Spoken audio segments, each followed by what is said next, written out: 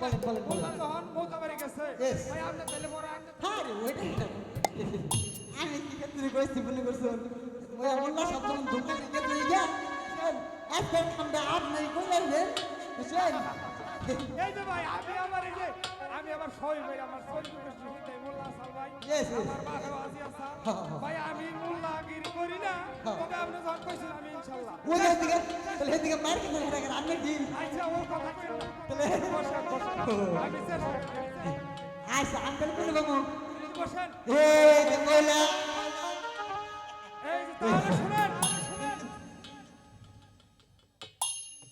জালিম বাদশার একমাত্র পুত্র আলম বাদশা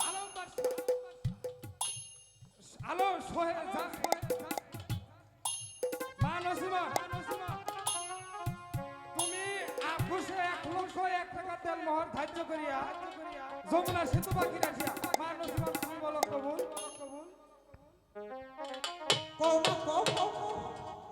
কবুল কও মা কবুল বাবারে কি দরজা সত্যি রে আচ্ছা কইছে না এই গণক সাহেব শুনছেন তো কি কইছে কবুল কইছে না কয় নাই কবুল বললো বলে তো ভুল আচ্ছা কবুল কইলেও কইছে না কইলাম শুনছেন একটু শুনছি আচ্ছা তাহলে দোয়া করেন আচ্ছা এই তাহলে সবাই আপনারা আসুন আমি দয়া আরে দয়া আমি আরে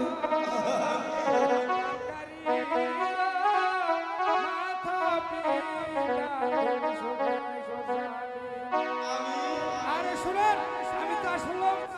সত্যি বললাম না আমার ভুল বেদিব হইতে পারে আপনারা সবাই একটু ক্ষমা করেন এই শুনেন আসলে যারা গরিব আসলেই গরিব হইছে তাকে আসলে 5 তলা বিল্ডিং বাসা মামা বেশ করে হ তাকে ওরা সিনালে দিকিয়া কোন কথা নাই কম এই যে তার নসিবরে জানি বছর 3-4 টাকা একবার পুরা বাসা মামা আর থেকে শিলাইয়া একবার পুরা ছাই খেয়ে যাই খোলা আনের জন্য একটা দেওয়া দেয় না আমি এই যে মোল্লা সাহেব এই যে আরে কথা বুঝছেন অন মনে করুন থাকরি বল পায়ের তলে স্ত্রী দেশটা তাই না গো বলে জানি কোনো একদিন পায়ের মধ্যে নাচতে লাগে না যদি দিলের মধ্যে কপালের মধ্যে ঢুকতে নাচতে তো কোনো সমস্যা হবে কটক সাহেব আমাদের ঘরে দূর যেতে হবে এবার আমাদেরকে বিদায় দেন আমাদেরকে বিদায় করো আচ্ছা সেক্রেটারি সাহেব আমাদের সন্ধ্যা পরে ঘুরে এসেছে আমরা এবার রাজপ্রাসাদে ফিরে যাব কটক সাহেব আমাদেরকে দূরত্ব করতে বিদায় দেন